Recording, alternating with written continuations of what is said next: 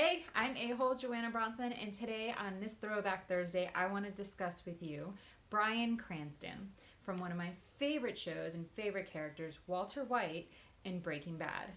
Now, this entire series is currently available on Netflix, so you can watch it beginning to end. It was incredible, and it was the role that I found him in. He had been around for years already, but this was one of those roles that you can really sink your teeth into. There's so much character work. The arcs are a Shakespearean level. It's amazing what they do with the characters on this show. So definitely check it out. But specifically, what I want to discuss is his book, A Life in Parts, his autobiography that is read by him on Audible if you're interested. That's how I went through it. And learning about Bryan Cranston in this way was perfect. You get to hear his voice telling you the story of his life.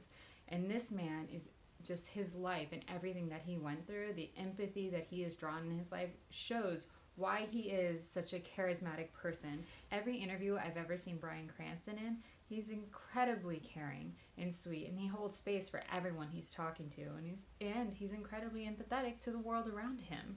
Definitely check out his interview and the Hollywood Reporter Roundtable for Oscar nominees. He was nominated for Trumbo, his first Oscar nomination. Check it out. There's an hour-long interview between him and some other greats.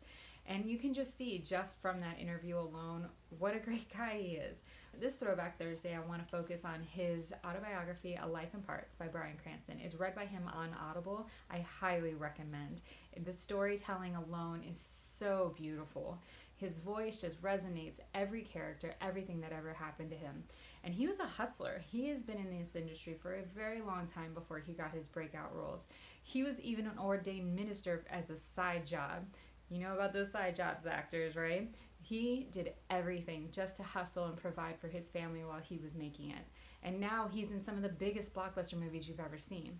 I have some quotes from the book that I want to share with you. These are the things that resonated with me about him and just really showed me what a great person he is and the things that he went through to really develop who he is today. So this is from when he was a child, and this part of the story was really about how his parents and their emotional growth impacted him and his emotional growth as a kid. So this was about a girl that he had a crush on. He says, "I put glue in her hair. I understood anger. It was affection I couldn't wrap my head around. Having her yell at me was better than her not seeing me at all." Here's another one. In terms of the different side jobs he had, there were times where he was digging ditches. So he was talking about acting jobs that weren't so great, but he was saying that they were better than digging a ditch. So this is a quote from when he was talking about acting. He goes into acting a lot about different techniques that he developed and the things that he learned and that were helpful for him in the room.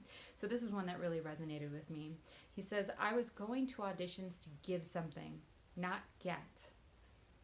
And this is something we hear from different legends in film. I've heard, I want to say it was Tom Hanks, and I want to say it was Al Pacino. Both of them have had different quotes that talk about going into the auditioning room, do your job, and then go home.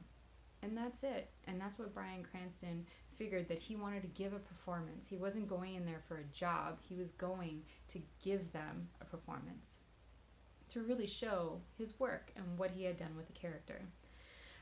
Some other things that came up that were different techniques that he uses in auditions.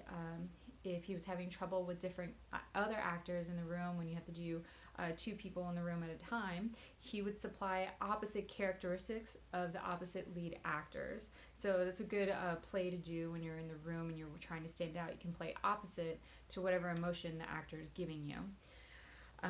Using the characteristics of the other leads to build characters. And another thing that I really thought was really interesting, he talks about, failure, because he was in the business for so long before it really took hold, and he was a full-time working actor. So he says to console the failure, but nurture the hunger. Take that, food, huh? And one thing that really resonated with me about his text and how he talks about the people in his life, he's the man that shows up and is gracious in every instant that is presented to him. And these aren't things that, they're inherent. I feel like these kind of characteristics of a person are born within you, but these are things that you have to develop. And when you read the book, you'll see where he goes from, where he was, and how he gets there, how he became the superstar that he is today. So I highly recommend reading Bryan Cranston's autobiography. You can check it out on Audible, which is my favorite because I can go through my day and hear his voice in my head for however many hours it is to listen to that book and get it done. I highly recommend, and you will definitely be inspired. Thanks for watching, a-holes. I'll see you next time.